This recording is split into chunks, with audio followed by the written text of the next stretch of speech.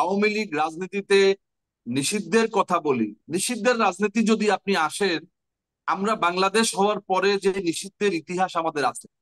আপনি জানেন যে 1975 সালের 25শে জানুয়ারি বাংলাদেশের সমস্ত রাজনৈতিক দলকে নিষিদ্ধ করে শেখ মুজিব বাকশাল করেছেন।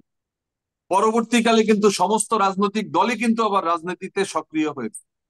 এর পরবর্তীকালে আমরা দেখেছি যে আওয়ামী লীগ ফ্রিডম পার্টিকে নিষিদ্ধ করেছে।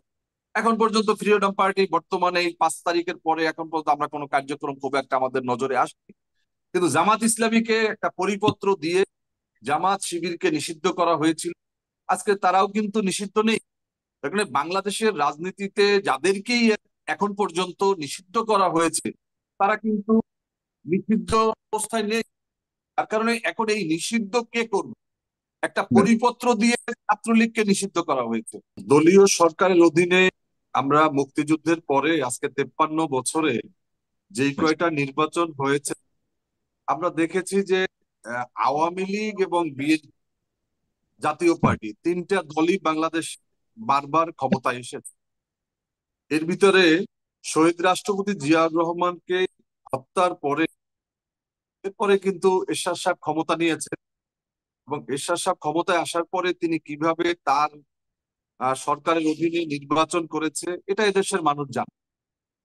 এবং আওয়ামী লীগ শেখ মুজিব ক্ষমতায় থাকার পরে কিভাবে প্রধানমন্ত্রী থেকে রাষ্ট্রপতি, রাষ্ট্রপতি থেকে প্রধানমন্ত্রী, এবং পরবর্তীকালে শেখ হাসিনা পরপর তিনটা নির্বাচন কিভাবে করেছে।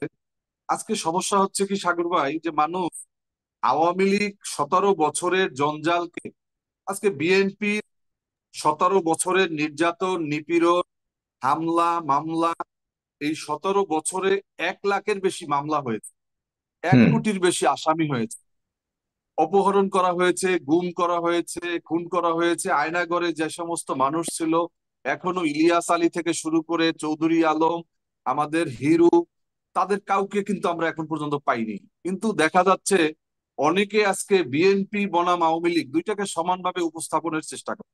আপনি দেখবেন যে বিএনপি ক্ষমতায় থাকাকালীন সময়ে নির্বাচন করেছিল 15ই ফেব্রুয়ারি, এবং 15ই ফেব্রুয়ারি নির্বাচন এটা কোন প্রেক্ষাপটে হয়েছিল এটা আমার সাথে যারা আছে মশিউর না বা জানলেও হয়তো আমাদের বাকি যে দুজনের বয়সের হিসাবে তারা ভালো জানে বা আপনি ভালো জানেন। তো তখন আওয়ামী লীগ এবং জাতীয় পার্টি, জামাত ইসলামী সংসদ থেকে পদত্যাগ করে তারা তত্ত্বাবধায়ক সরকারের থিওরি নিয়ে আন্দোলন করেছিল, এবং বিএনপিকে এই দাবি মানতে হবে। এই দাবি মানার মতো বিএনপির সংখ্যাগরিষ্ঠতা ছিল না, এবং বেগম খালেদা জিয়া ক্ষমতায় থাকার এখনো কোনো খারাপ উদ্দেশ্য না নিয়ে তিনি একটা বিল পাশের জন্য মাত্র 15 দিনের একটা সরকার গঠন করে এই তত্ত্বাবধায়ক সরকার ব্যবস্থা সমস্ত দলগুলো ঐক্যমত্যের কারণে তিনি এই তত্ত্বাবধায়ক ব্যবস্থা প্রতিষ্ঠা করেছিলেন। এখন আপনি যদি আওয়ামী লীগের বারবার ক্ষমতা এবং ভোট চুরি, ক্ষমতায় গিয়ে তাদের স্বৈরাচারী এবং বাংলাদেশকে গণতন্ত্রহীনতার যে ইতিহাস, এই ইতিহাসকে যদি আপনি বিএনপির সাথেও সমান্তরাল করেন, তাহলে এটা জুলুম হবে, এটা সব সঠিক হবে না। যার কারণে বলবো যে আজকে আমাদের কথা বলার সময় অন্তত আমাদের বিবেচনাবোধ দরকার, যে আমরা কাউকে আমরা একটু বেশি করে আমরা কাউকে ছোট করছি কিনা, কারো উপর দোষারোপ করছি কিনা। আওয়ামী লীগ বাংলাদেশের রাজনীতিতে একটা পুরনো একটা রাজনৈতিক দল। এই রাজনৈতিক দল এই বিগত 5ই আগস্টের পরে এখন পর্যন্ত তাদের কেউ বলে নাই যে তারা রাজনীতিতে আসবেন। এবং এই আওয়ামী লীগের এখন পর্যন্ত কাউকে ভারপ্রাপ্ত সভাপতি করা হলো না, এবং এখন পর্যন্ত কেউ স্বঘোষিত ভাবেও আমরা দেখলাম না যে আওয়ামী লীগের পক্ষ থেকে কথা বলছে। এই এত বড় একটা রাজনৈতিক দল, এই প্রায় অর্ধ 17 বছরের বেশি যাদের জন্মের ইতিহাস, এই দলটি কিন্তু এখন পর্যন্ত ক্ষমা চায় নাই।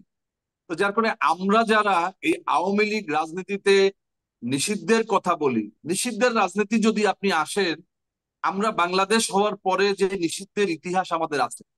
আপনি জানেন যে 1975 সালের 25শে জানুয়ারি বাংলাদেশের সমস্ত রাজনৈতিক দলকে নিষিদ্ধ করে শেখ মুজিব বাকশাল করেছেন। পরবর্তীকালে কিন্তু সমস্ত রাজনৈতিক দলই কিন্তু আবার রাজনীতিতে সক্রিয় হয়েছে। এর পরবর্তীকালে আমরা দেখেছি যে আওয়ামী লীগ ফ্রিডম পার্টিকে নিষিদ্ধ করেছে। এখন পর্যন্ত ফ্রিডম পার্টি বর্তমানে এই 5 তারিখের পরে এখন পর্যন্ত আমরা কোনো কার্যক্রম খুব একটা আমাদের নজরে আসেনি। কিন্তু জামাত ইসলামীকে একটা পরিপত্র দিয়ে জামাত শিবিরকে নিষিদ্ধ করা হয়েছিল। আজকে তারাও কিন্তু নিষিদ্ধ নেই। এখানে বাংলাদেশের রাজনীতিতে যাদেরকেই এখন পর্যন্ত নিষিদ্ধ করা হয়েছে তারা কিন্তু নিষিদ্ধ অবস্থায় নেই। তার কারণে এখন এই নিষিদ্ধ কে করবে? একটা পরিপত্র দিয়ে ছাত্রলীগকে নিষিদ্ধ করা হয়েছে।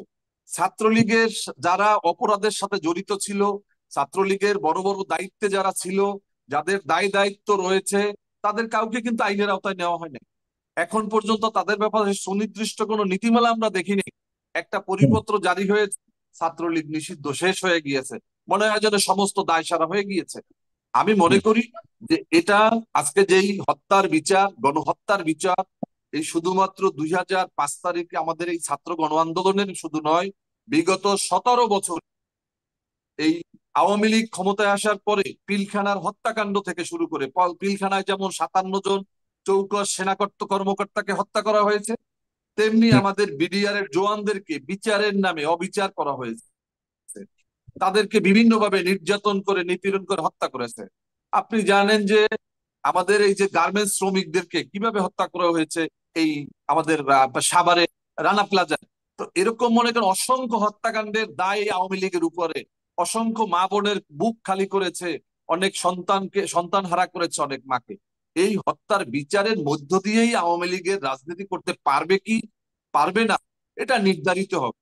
আমরা দেখেছি যে 5 তারিখের পরে আমরা অনেক রাজনৈতিক দলকে দেখি মুখে আওয়ামী লীগের বিরুদ্ধে অনেক বড় বড় স্লোগান আওড়ান। আবার দেখা গেছে যে আওয়ামী লীগের বিভিন্ন এলাকাতে যেই শোডাউন করে, সেখানে দেখা গেছে ম্যাক্সিমামই হচ্ছে আওয়ামী লীগের নেতাকর্মী। এবং স্বয়ং আমাদের এই যে ছাত্র বন্ধুরা, তারা তো রাজনৈতিক দল করবেন, ওয়েলকাম, বাংলাদেশের রাজনীতিতে শত ফুল ফুটুক, আমরা চাই। কিন্তু আমরা চাই না যে রাষ্ট্রের পৃষ্ঠপোষকতায় কোনো রাজনৈতিক দল গড়ে উঠুক। আমাদের প্রধান উপদেষ্টা, তারও রাজনীতি করার খুবই খায়েশ ছিল, এখন আছে কিনা আমি জানি না। উনি একবার দেশের বাইরে যাওয়ার সময় বললেন আমি একটা রাজনৈতিক দল করতে চাই, এবং তার নাম হচ্ছে নাগরিক শক্তি। এবং তিনি অনেক অনলাইনে ওনার ফেসবুক, ওনার মেসেঞ্জার, ওনার ইমেইল নাম্বার, অনেক কিছু উনি দিয়ে গিয়েছিলেন।